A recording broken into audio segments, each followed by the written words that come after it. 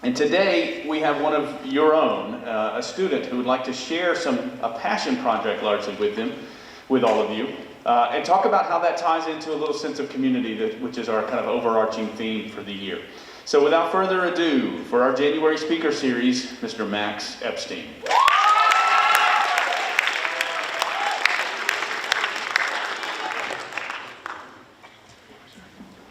Thank you, Mr. Peel. Hello, if you don't already know me, my name is Max, and welcome to my discount TED Talk. I'm here to talk to you guys about a community that I became involved in last summer, and how that has honestly really changed what I want to do in college and as a career in my life, hopefully. So yeah, this is a picture of China's most advanced nuclear fusion reactor, the most advanced in the world.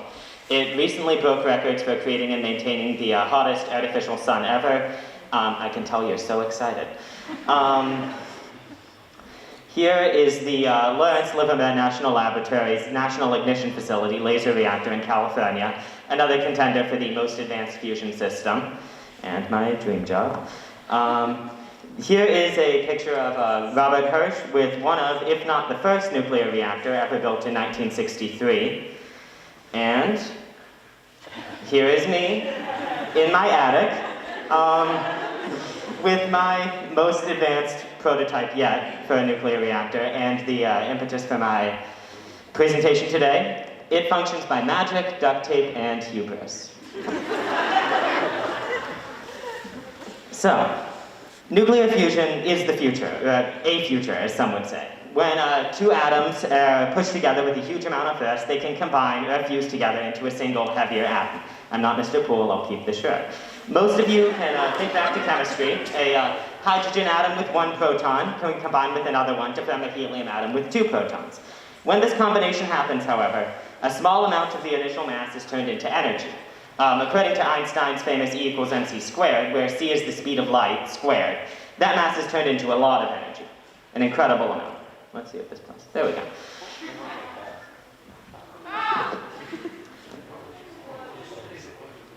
Give it a second.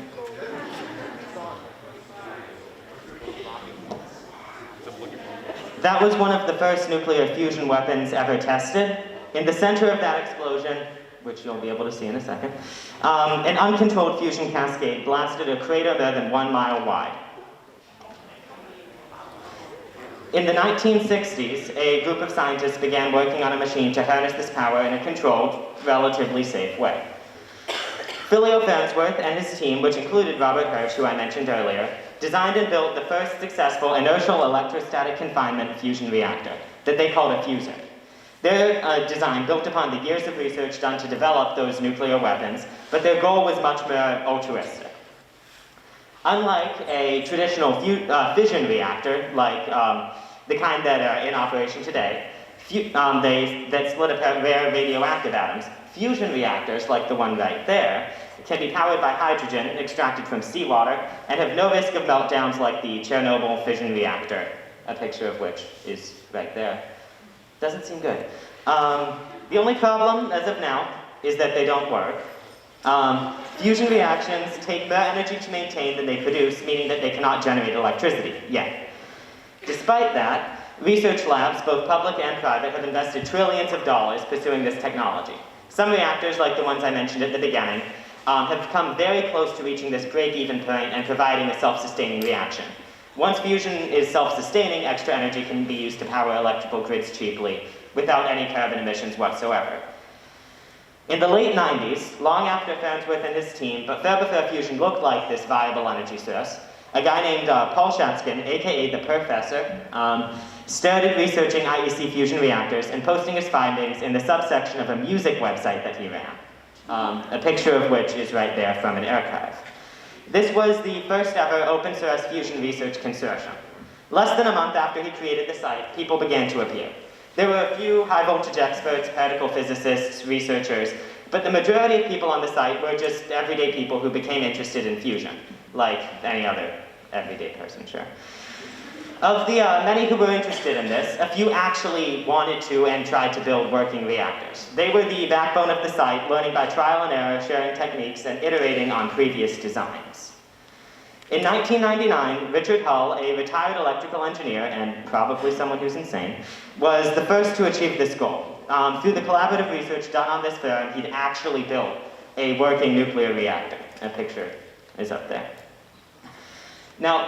Now that one person had done fusion, it wasn't long before many more followed. They built off of his designs, which he shared with everyone, and discussions to create their own reactors, each of which was slightly more advanced. And as a community, they soon began to experiment with much more advanced systems that could allow them to achieve an even deeper understanding of what's actually happening in nuclear fusion.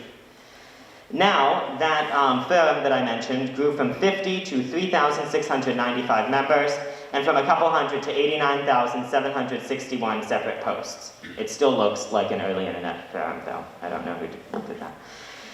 Much of their work, because of their work, proving that amateur fusion can be done, many people have gotten involved, and their technology and innovations have spread beyond the site, now called Future.net, to many less niche communities to inspire more people. I am one of those people. In 7th grade, I read an article about the Future.net effort, and since then I've always wanted to build one, mostly because I'm interested in the physics, but also so that I can say I've built a nuclear reactor. Last summer, I found this article, that doesn't look sketchy at all, in a tech magazine, and decided to build it.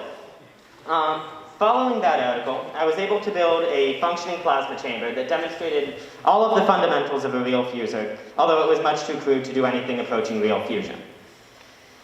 The purple glow that you see here in this picture is plasma created in that reactor, which ended up being powerful enough to melt it.